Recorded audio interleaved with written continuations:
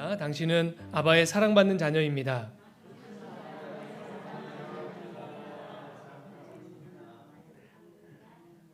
네, 한 번 더 하겠습니다. 당신은 아바의 기쁨입니다.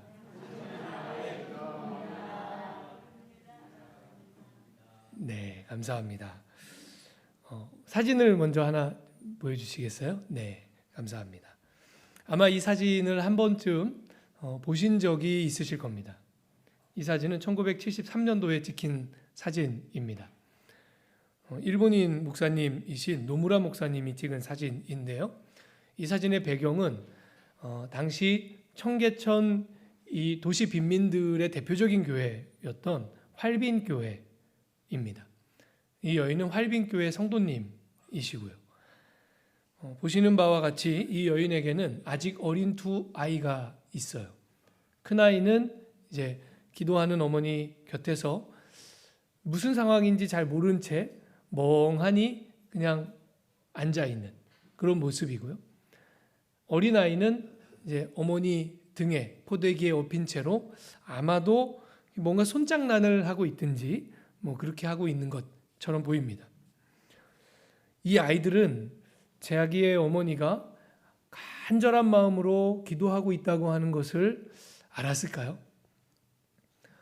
알았을지 몰랐을지 모르지만 누구나 이 사진을 보면 느껴질 수 있는 것은 이 여인이 아이들이 지금 어떻게 하고 있는지 전혀 신경 쓸 겨를조차 없을 정도로 하나님 앞에 간절히 기도하는 일에 열중하고 있구나 하는 것을 우리가 느낄 수 있습니다. 사실 이 여인은 폐결핵으로 남편을 잃은 여인이에요. 1973년은 모든 세상이 그러니까 우리나라 상황이죠. 남성들 중심으로 움직여져 가던 더더군다나 산업화가 한창 일어나던 서울의 한복판에서 남편 없는 여인이 두 아들을 데리고 삶을 살아야 했다고 하는 것, 이것이 얼마나 큰 괴로움이었을지, 얼마나 무거운 짐이었을지, 얼마나 고달프고 힘든 시간을 이 여인이 지금 보내고 있었을지 우리가 짐작할 수 있습니다.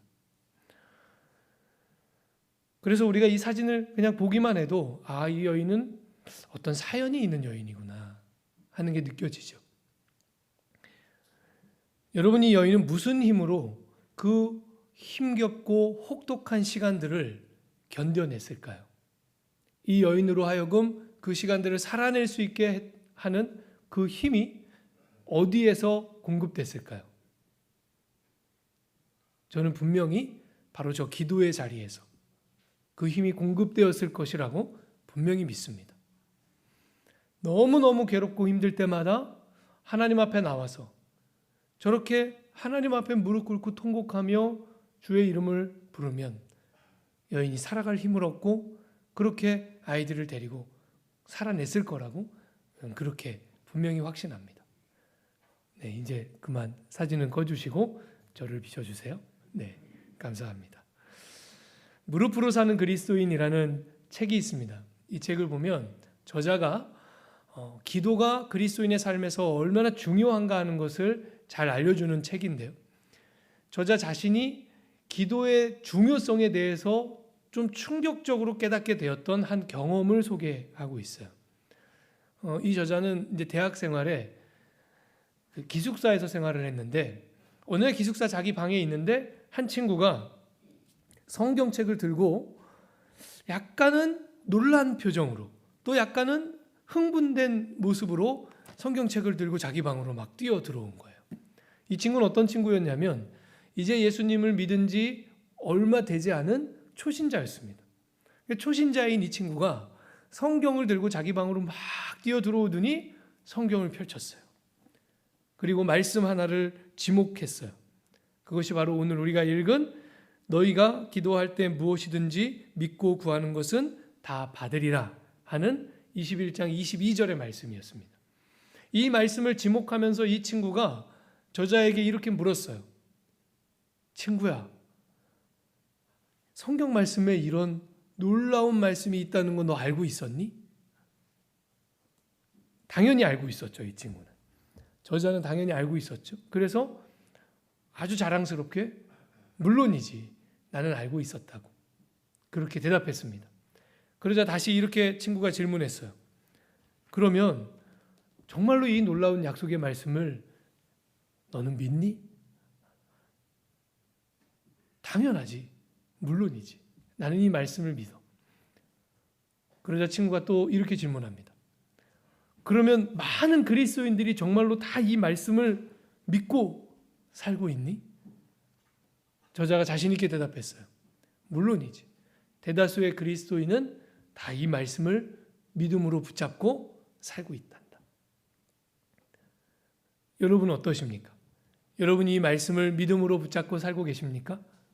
무엇이든지 믿고 구하면 다 받으리라 하는 이 예수님의 말씀을 정말로 믿으십니까? 저자가 이 친구에게 대다수의 그리스도인들이 이 말씀을 정말로 믿고 산다고 그렇게 대답하자 이 친구가 고개를 갸우뚱하면서 알듯말듯한 표정으로 이렇게 대답했답니다. 참 이상하네. 그렇다면 이 말씀을 믿는 그리스도인들이 어떻게 기도에 게으를 수가 있지? 하고 반문했대요. 여러분, 성경은 여러 곳에서 기도를 믿음과 연결시키고 있습니다. 실제로 기도는 믿음의 산물이죠. 그러니까 믿음이 없이는 온전한 기도를 영위할 수 없습니다. 기도는 영위하는 것이거든요. 기도는 의무가 아니에요. 기도는 뭔가 꾸역꾸역 지켜내야 할 무언가가 아니에요. 성경이 우리에게 말씀해 주는 기도라고 하는 것은 그 기도의 축복과 은혜와 영광과 능력을 그리스도인들이 누리고 영위하면서 살도록 그렇게 되어져 있는 선물이죠. 믿음이 있어야 이 기도의 영광과 축복과 은혜를 누릴 수 있게 됩니다. 맞습니까? 그러니까 기독교의 기도는요, 예전에 우리나라의 조상들이 새벽 미명에 정한수 떠놓고 비나이다 비나이다 천지신명께 비나이다 하는 기도하고는 전혀 다른 기도예요. 천지신명께 비나이다 하는 기도는 정성의 기도입니다. 그 기도가 뭐 기뻐서 하는 그런 기도가 아니에요. 그 기도 속에 하나님과 깊은 교제를 누리고 자기가 기도하는 그 대상과 어떤 인격적 만남을 누리고 이런 기도가 아니잖아요. 정한수 떠놓고 하는 기도가. 그러니까 비나이다 비나이다 그 일이 이루어질 때까지 정성을 보이는 기도. 그게 천지신명께 드리는 기도예요. 여러분, 성경이 우리에게 가르쳐주는 기도는 천지신명께 드리는 정성의 기도와 전혀 다른 것입니다. 성경이 우리에게 말씀하는 것은 정성의 기도가 아니고 믿음의 기도예요. 정성이 있어야 누려지는 것이 아니고 믿음이 있어야 누려지는 것입니다. 여러분, 그렇다면 믿음의 기도라는 게 무엇인가? 믿음의 기도를 어떻게 드릴 수 있는가? 또 믿음의 기도를 드릴 때 우리에게 주어지는 권세는 무엇인가 하는 것을 오늘 우리가 말씀을 통해서 확인해 보려고 합니다. 우리가 오늘 함께 읽은 마태복음 21장 21절을 보면 믿음의 기도를 드리는 사람은 이렇게도 할 수 있다는 거예요. 이 산더러 들려 바다에 던져지라 하고 명령을 할 수 있대요. 이게 무슨 뜻일까요? 여러분, 이거 해보셨습니까? 산아 바다에 빠져라 이런 거 해보셨어요? 지금까지 기도로 살아오신 분들 대답해 보십시오. 해보셨습니까? 산아, 뭐 국사봉아, 서해 바다에 빠져라 이렇게 해보셨어요? 네, 해보시면 안 됩니다. 우리 중 누군가가 만일 오늘 예배 마치고 이 국사봉 꼭대기에 올라가서 한 3시간, 4시간 막 기도한 다음에 큰 소리로 국사봉아 서해 바다에 빠져라 막 이렇게 여러 번을 외친다면 그 다음에 무슨 일이 벌어질까요? 산을 내려오는 동안 아무도 말 안 걸 겁니다. 네. 좀 이상한 사람이죠. 여러분, 그런데 달리 생각해 보세요. 만약에 누군가가 정말로 산을 향하여 산아 바다에 빠져라 하고 외칠 수 있다면, 명령할 수 있다면 그 사람의 영혼의 상태는 어떤 걸까요? 제가 유치원도 들어가기 전 아주 어렸을 때 일이에요. 저도 뭐 기억에 있는 일은 아니고 어머니가 몇 번 얘기해 주셔서 우스갯소리로 들려주신 이야기예요. 직접 있었던 일입니다. 이제 저희 집에 손님이 오신 거예요. 그래서 이제 집에서 돼지고기를 구워서 아마 손님을 대접했던 것 같아요. 제가 정육점 가서 고기를 사오겠다고 그렇게 조르더래요. 아주 유치원도 안 들어간 이제 어린아이죠. 그래서 아주 귀찮게 해서 10원짜리 하나를 손에 쥐어줬답니다. 가서 고기 사오라고. 그러면 10원짜리로 고기를, 아무리 그 당시라도 10원짜리로 고기를 살 수 없습니다. 10원짜리 하나를 쥐어주고 나가서 고기 사오라고, 그러니까 내보내려고 하도 귀찮게 하니까 나가서 놀아라 이런 뜻이죠. 그래서 10원짜리 하나를 쥐어주고 이제 보낸 거예요. 뭐 그 어린아이가 또 시장이 꽤 멀리 있었고 정육점이 시장 안에 있었기 때문에 설마 이 아이가 거기까지 찾아가리라고는 생각도 못 하셨대요. 근데 한참을 지났는데 애가 안 들어오더래요. 제가 어디가 있었을까요? 정육점 가 있었죠. 한참이 지났는데 애가 안 들어와서 어머니가 조금 걱정이 돼서 나와 보셨대요. 집 앞에 있겠거니, 그 집 근처 어디 있겠거니 하고 나와 보셨는데 애가 없더래요. 그래갖고 놀라서 혹시나 싶어서 정육점까지 막 갔더니 제가 10원짜리를 손에 꽉 쥐고 정육점 주변을 서성거리고 있더래요. 여러분 다시 한번 묻겠습니다. 만일 누군가가 산아 바다에 빠져라 하고 명령할 수 있는 그런 마음의 상태를 가지고 있다면 그 사람 마음의 상태는 어떤 겁니까? 둘 중 하나입니다. 미쳤거나 순수하거나. 미쳤거나 순수하거나 둘 중 하나예요. 예수님께서 믿음의 기도를 드리는 사람들을 미쳐서 막 외치는 그런 사람으로 비유했을 리는 없고요. 그렇다면 무엇이겠습니까? 믿음의 기도는 순수하고 순전한 영혼의 상태를 가진 사람이 드리는 기도예요. 여러분 가만히 믿음의 본질이 무엇인지 생각해 보십시오. 믿음의 본질은 하나님 아버지를 향한 순전함과 순수함입니다. 우리가 연체 없이 신용카드를 잘 쓰면 그러면 신용카드 회사에서 이렇게 쓸 수 있는 한도를 조금씩 주기적으로 올려주죠. 돈이 안 필요해도 은근히 기분이 좋더라고요. 아, 이 사람들이 나를 믿는구나 이런 생각이 들고. 그런데 사실 그거 착각이죠. 나를 믿어서 한도를 올려주는 게 아닙니다. 나를 뭘 안다고 그 사람들이 저를 믿겠어요. 그게 아니라 이 사람이 지금까지 카드를 쓰는 모습을 보니 또 이 사람이 버는 벌이와 뭐 이런 신용 등급과 이런 거 저런 거 다 따져보니 이 사람은 한도를 조금 더 올려줘도 갚을 수 있겠다 하는 계산이 끝난 거예요. 그래서 한도를 올려준 거예요. 믿어서가 아니라. 그런데 세상은 그걸 믿음이라고 불러요. 그래서 신용카드 이름 자체가 신용이잖아요. 믿음 카드잖아요. 믿음 카드. 그러니까 세상은 믿음이라는 단어를 사용할 때 주로 계산하고 연결해서 사용합니다.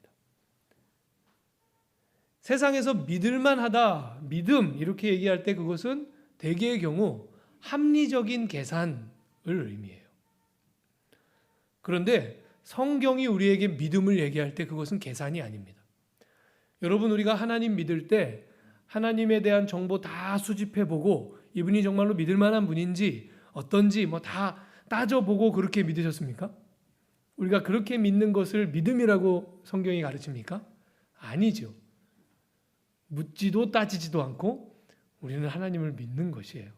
마치 어린아이가 자기 부모를 믿듯이. 그래서 10원짜리 하나 손에 쥐어줘도 그 10원짜리 들고 고기 사겠다고 정육점 가듯이 그 어린아이의 순수함과 같이 그 순전함과 같이 하나님 아버지를 향한 그 마음, 그것이 바로 믿음이죠. 오늘 이 어린이 주일입니다. 하나님이 우리를 다 어린이로 창조하셨다는 거 아시죠? 여러분 혹시 나는 어른으로 창조되었습니다, 이런 분 계십니까? 하나님은 우리를 다 어린이로 창조하셨습니다. 하나님께서 우리에게 예수님 말씀하신 대로 어린아이와 같지 아니하면 천국의 주인이 될 수 없다. 여러분, 하나님이 우리에게 요구하시는 믿음은 순전함과 순수함입니다. 우리가 그 영혼의 마음의 순전함과 순수함을 가지고 하나님 앞에 기도하면 그 기도가 바로 믿음의 기도인 거예요. 어떻게 하면 믿음의 기도를 드릴 수 있을까요? 믿음의 기도는 머리로는 드릴 수 없어요. 그래서 머리로 따져보고 재보고 계산해보고 그러면서 드릴 수 있는 기도가 아닌 것입니다. 아마 여러분 믿음이 연약할 때 이런 기도 해보셨을 거예요. 저는 해봤거든요.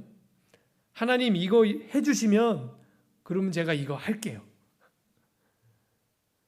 하나님이 이 문제를 해결해 주시면 그러면 저도 하나님을 위해서 이렇게 하고 저렇게 하고 할게요. 여러분 이거 기도인가요? 흥정인가요? 물론 이것도 기도예요. 기도예요. 우리의 믿음의 수준이 고만한 걸 어떻게 해요? 어린아이가 뭐 이렇게 기도하기를 우리가 바랄 수 없듯이 하나님도 그렇죠. 우리의 믿음의 수준이 고만한데 우리가 무슨 성 어거스틴처럼 기도하기를 우리에게 바라시지 않습니다. 그래서 우리의 믿음의 수준이 고만할 때 고만한 믿음의 수준으로 드리는 그 흥정 같은 기도, 그것도 하나님이 예쁘게 받아주십니다. 그러나 그것을 기도라고 부르기는 사실은 본질상으로는 조금 거시기하죠. 그것은 흥정에 가깝습니다. 성경이 우리에게 약속하고 있는 그리스도인들에게 누리라고 축복하고 있는 기도는 그것보다 훨씬 좋은 것입니다. 또 믿음의 기도는 가슴으로 드릴 수 있는 것도 아니에요. 어떤 분들은 기도하면서 뭔가 막 가슴으로 느껴지기를 바라는 분들이 계셔요. 그래서 아무것도 안 느껴지면 기도가 오늘 기도가 좀 별로였고 뭔가 막 느껴지면 오늘 기도가 좋았고, 저도 그런 때가 있었죠. 그런데 그런 가슴으로 드리는 기도, 내가 뭔가 느껴져야 되고 마음의 평안과 위로가 와야 되고 아니면 눈물이 좀 나야 되고 이런 기도, 이것도 믿음의 기도라고 말할 수는 없는 것입니다. 물론 우리가 하나님 앞에 기도할 때 당연히 감정이 생깁니다. 왜냐하면 하나님을 만났기 때문이죠. 기도 가운데 하나님과 인격적으로 만나고 교제했잖아요. 그러니까 어떤 때는 그것이 큰 기쁨으로 다가올 때도 있고 위로가 될 때도 있고 마음의 근심이 떠나갈 때도 있고 평안함이 임할 때도 있고 막 눈물이 나올 때도 있고 여러 가지 감정적인 반응들이 우리 안에 당연히 일어나죠. 기도는 하나님을 만나는 시간이니까요. 그러나 기도 안에서 누려지는 그 감정은 누려야 하는 것이지 추구해야 하는 것은 아니에요. 그게 있어야만 믿음의 기도고 그게 있어야만 제대로 된 온전한 기도고 그런 게 아니라는 뜻이에요. 아무것도 느껴지지 않아도 괜찮다는 뜻입니다. 믿음의 기도란 순수하게 하나님께 나를 내어 맡긴 상태에서 드리는 기도예요. 모든 상황 속에서 오직 하나님의 뜻이 내 삶 가운데 이루어지기를 바라며 드리는 기도. 하나님의 뜻이 이루어진다면 그것이 제일 좋습니다. 그것이 축복입니다. 그것이 가장 아름답고 그것이 가장 복됩니다. 그것을 인정하고 고백하며 드리는 기도, 그것이 믿음의 기도입니다.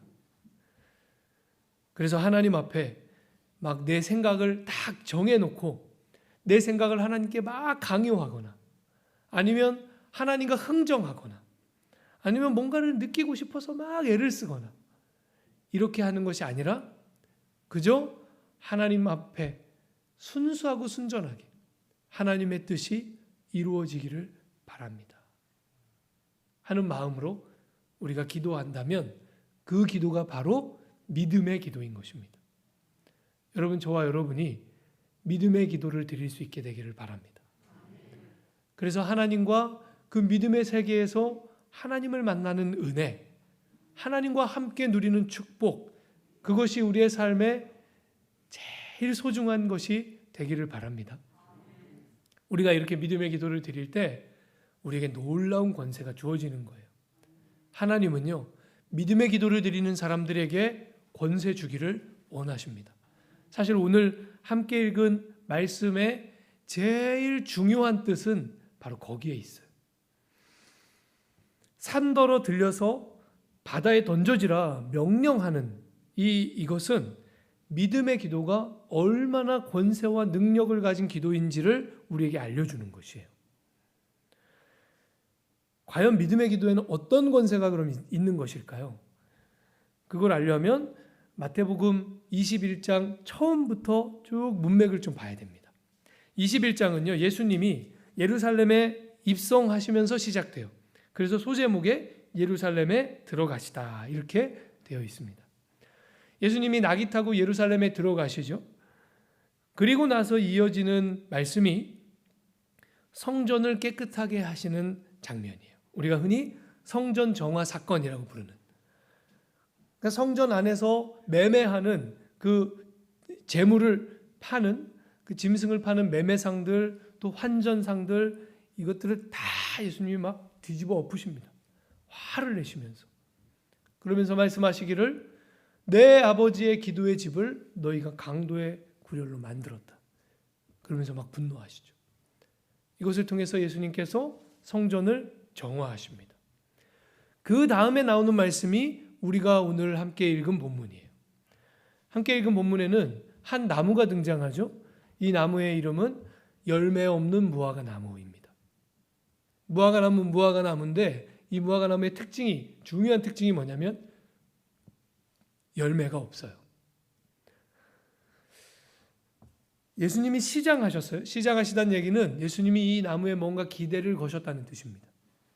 기대를 가지고 이 나무에게 갔는데 이 나무에 열매가 없어요. 그래서 예수님께서 나무를 향해서 뭐라고 말씀하십니까? 이제부터 영원토록 네가 열매 맺지 못하리라. 저주하십니다. 그러니까 정말로 나무가 말라버렸대요. 여러분, 이 장면은 사실은 우리가 복음서를 보는데 굉장히 아주 중요한 상징적인 장면이에요. 이 열매 없는 무화과 나무는 무화과 나무를 의미한다기보다는 어떤 다른 대상을 상징하는 것입니다. 어떤 대상이냐면 예루살렘, 그리고 예루살렘 성전으로 대표되는 그 당시에 변질되고 무능력한, 즉 하나님의 백성을 하나님께로 인도하지를 못하는 유대교를 상징합니다. 그럴싸하죠. 번듯하죠. 예수님 당시의 예루살렘 성전은 공사 중이었거든요. 헤롯이 예루살렘 성전을 얼마나 요란뻑적지근하게 공사를 했는지 아주 대대적인 공사를 계속해서 이어가고 있었어요. 정말 로마 세계에서도 내노라는 테마파크 중에 하나가 예루살렘 성전이었습니다. 당시에. 그러니까 그냥 겉에서 보기만 해도 와 하는 게 예루살렘 성전이었어요.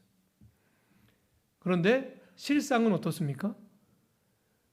이 예루살렘 성전 예배를 통해서 하나님의 백성을 하나님 앞으로 인도하지를 못해요. 하나님의 백성과 하나님이 함께 만나서 누리는 예배, 실제 예배가 없어요. 관계가 끊어졌어요. 변질되고 무능력한, 화려한 겉모습만이 남아있는 이 예루살렘 성전 예배와 예루살렘 성전 종교 시스템을 향한 예수님의 마지막 심판 선언이에요. 이제 내가 더 이상 너에게 아무것도 기대하지 않을 거다. 이것은 하나님의 최종적인 심판입니다. 예루살렘을 향한. 이제 내가 더 이상 예루살렘에게 아무것도 기대하지 않겠다. 이 얘기는 곧 내가 내 기대를 둘 새로운 공동체를 만들겠다 하는 선언이시기도 합니다. 그래서 예수님께서 그 선언으로서 열매 없는 무화과 나무를 향하여 심판하신 것입니다. 그리고 나서 그 뒤에 나오는 말씀이 바로 21절의 말씀입니다. 21절의 말씀을 우리 한 목소리로 함께 읽어보겠습니다. 예수께서 대답하여 이르시되 내가 진실로 너희에게 이르노니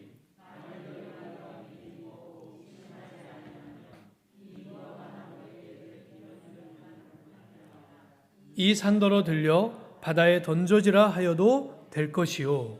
아멘. 예수님께서 어떤 산을 바다에 던져지라고 지금 말씀하고 계십니까? 그냥 산이라고 되어 있습니까? 자세히 보셔야 돼요.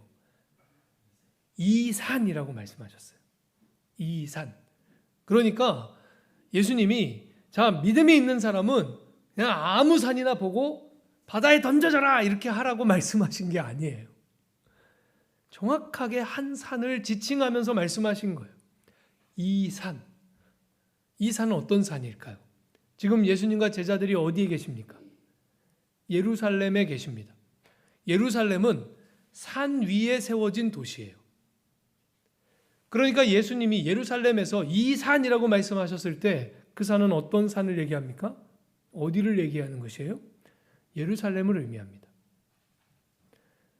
이 말씀도 똑같이 무화과 나무를 너 더 이상 열매 맺지 마. 열매 맺을 수 없어. 이렇게 말씀하신 것과 똑같은 의미예요. 예루살렘을 지금 심판하시는 거예요. 이 산더러 들려서 바다에 던져져라 이렇게 명령하는 것은 그래서 믿음으로 무모한 행동을 해라. 믿음으로 무모한 명령을 해라. 이런 뜻이 아닙니다. 그런 말씀을 하시는 게 아니고 믿음의 기도를 드리는 하나님의 종들에게 거짓된 종교를 심판할 권세를 주시겠다는 뜻이에요. 거짓된 것을 심판하라는 거예요. 믿음을 가진 너희여, 믿음의 종들아, 거짓된 것을 심판하라. 변질되고 무능한 것을 심판하라. 그렇게 말씀하시는 거예요. 여러분, 하나님은 누구에게 이 세상을 경영할 권세를 주기를 원하실까요? 분명합니다. 하나님은 믿음의 기도를 드리는 사람들에게 이 세상을 경영할 권세를 주기를 원하십니다. 왜냐하면 믿음의 기도를 드리는 사람들이야말로 이 땅에 하나님의 통치가 임하게 하는 통로들이기 때문입니다. 믿음의 기도를 드리는 사람들이 하나님 앞에 기도할 때 하나님이 움직이시고 하나님이 역사하십니다. 그들의 기도를 통해서 하나님은 일하십니다. 그러니까 믿음의 기도를 드리는 사람들이 하나님 앞에 기도하기 시작할 때 여러분, 보이지 않는 이면 속에서 놀라운 역사는 이미 시작되는 것입니다. 믿음의 기도를 드리는 사람들이야말로 하나님의 통치와 역사의 기준과 척도인 것입니다. 그래서 하나님은 믿음의 기도를 드리는 사람들, 이 믿음의 종들에게 놀라운 권세를 주기를 원하시는 것이에요. 바로 오늘 말씀이 그것을 우리에게 알려줘요. 여러분, 사실 우리는 대개의 경우 이 세상에서 작고 힘없는 사람들인 때가 많죠. 믿음의 기도를 드리는 사람들, 대개의 경우는 세상에서 힘없고 무슨 권세를 막 가지고 살거나 그렇지 않을 경우가 훨씬 많습니다.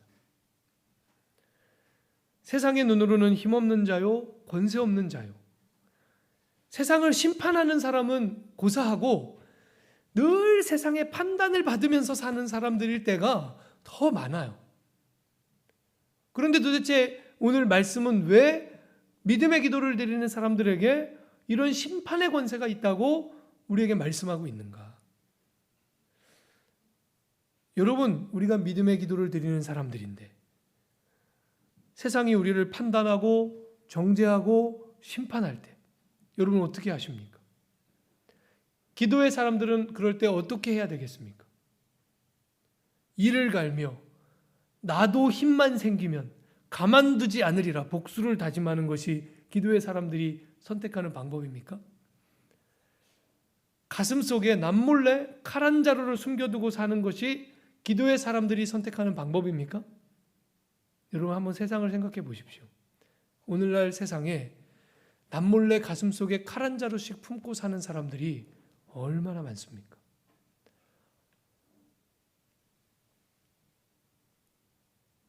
언제든지 이 칼을 꺼내서 사용하려고 하는 사람들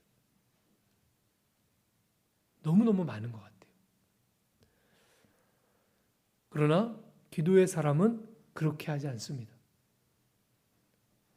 기도의 사람들은 어떻게 하는 것입니까? 하나님 앞에 나아가는 것이에요. 우리는 바로 그러한 순간에 기도의 자리로 나아갑니다. 억울한 일 당하셨습니까? 무시를 받으셨습니까? 내 힘으로 해결할 수 없는 인생의 고통 속에 계십니까? 기도의 사람들은 하나님 앞에 나아가서 하나님의 이름을 부르며 믿음으로 하나님을 찾는 것입니다.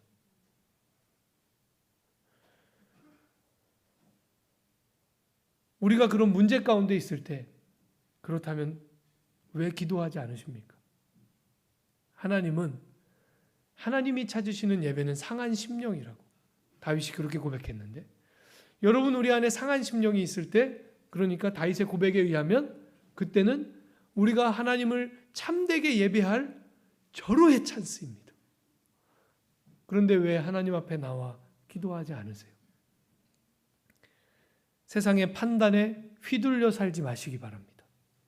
세상에서 힘 있는 자리에 없다고 하더라도 세상에서는 사람들이 나를 판단하고 세상의 심판을 받고 그러면서 산다 할지라도 여러분 우리가 하나님 앞에 나와 기도의 무릎을 꿇고 하나님을 찾을 때 우리의 인생의 참된 주인이신 우리의 인생의 진짜 주권자이신 하나님만이 우리를 판단하시고 하나님만이 우리를 심판하시게 하십시오.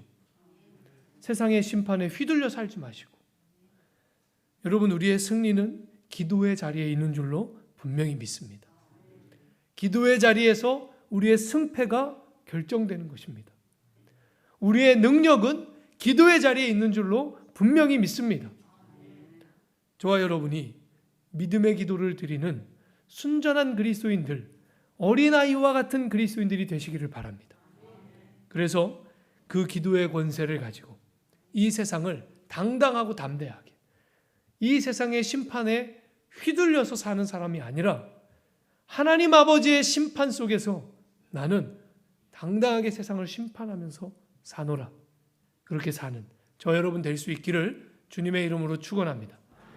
기도하겠습니다. 하나님 아버지 은혜를 감사합니다. 우리는 이 세상에서 힘없는 자요 권세 없는 자이지만 믿음의 기도를 드리는 사람들에게 부여하신 하나님 나라의 놀라운 권세 덕분에 우리가 이 땅을 담대하게 삽니다. 우리는 이 땅에 하나님의 통치가 임하게 하는 열쇠들입니다. 우리는 이 땅에 하나님의 통치가 임하게 하는 통로들입니다. 우리가 하나님 앞에 나아가 기도할 때 하나님의 나라가 움직이며 하나님의 역사가 시작되며 하나님의 통치가 임합니다. 주님, 이 놀라운 권세를 다 누리며 사는 우리가 되게 하여 주시옵소서. 예수님의 이름으로 기도합니다. 아멘.